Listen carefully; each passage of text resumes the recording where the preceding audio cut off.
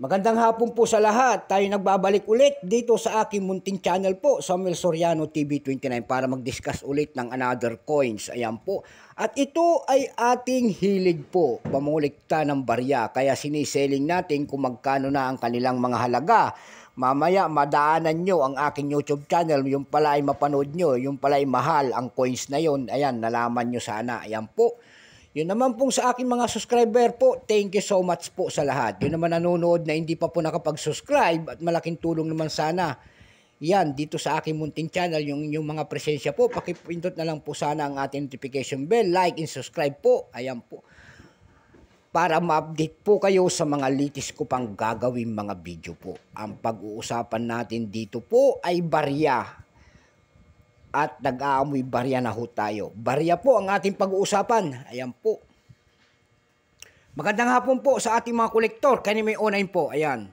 Abe Reyes po. Ayan. Magandang hapon mga boss. Ayan. Ang pag-uusapan po natin ngayon ay ito. Ang sikat na 1984. Ayan po.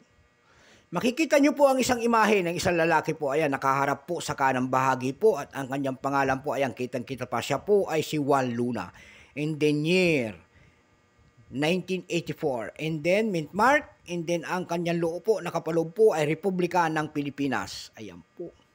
Makikita nyo naman ang sikat noon na paru-paro. Ayan po, 25 centimos po. At nakabuka ang kanyang mga pakpak. Kung ang scientific name ng paru-paro na yan, ayan po.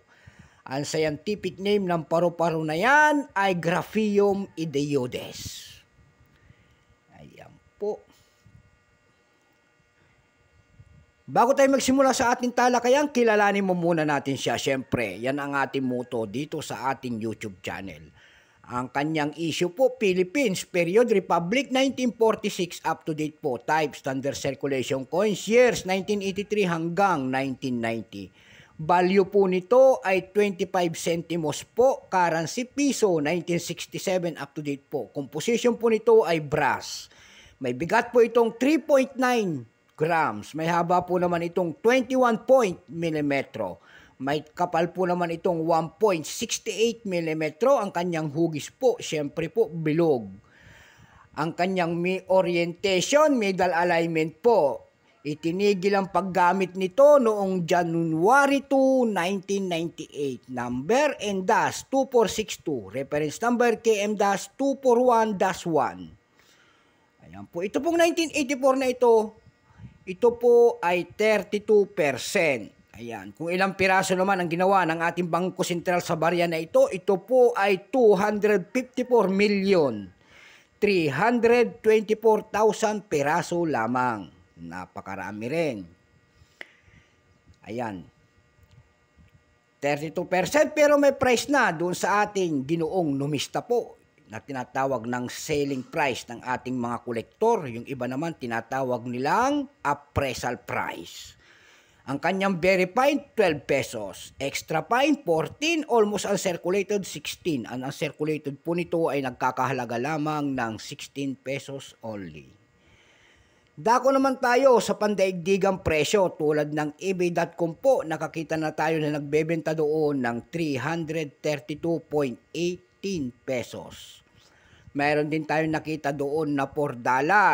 Mayroon na rin nakita tayo doon na 608 pesos, 331 pesos, 324 pesos. Sa Carousel PH po nito, may nakita na tayo nagbebenta doon ng 150 pesos. Meron din tayo nakita doon, 4 na piraso po na 1984, binebenta niya ng 500 pesos.